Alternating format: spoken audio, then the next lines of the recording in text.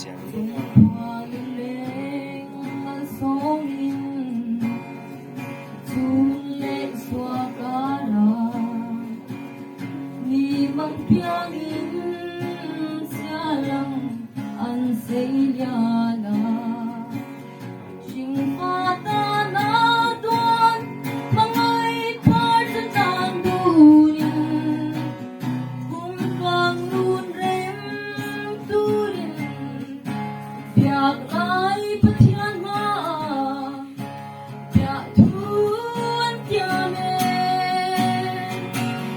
kan lo bilal pakan sulle swate, nupang mo to'y rimit yang natsampa,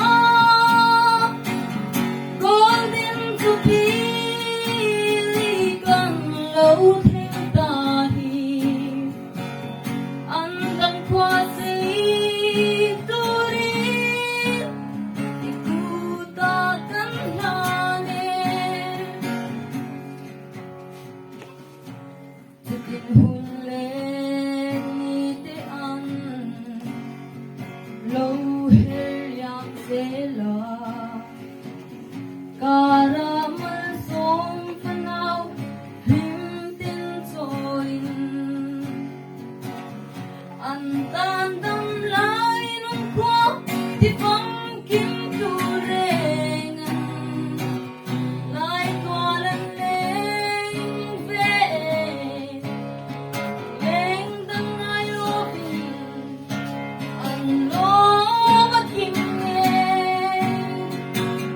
kan lo milal pagan sulle swate,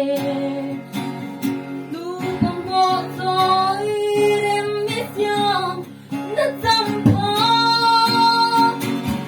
golden to pili kang lauting tahi, andang kwasi turin,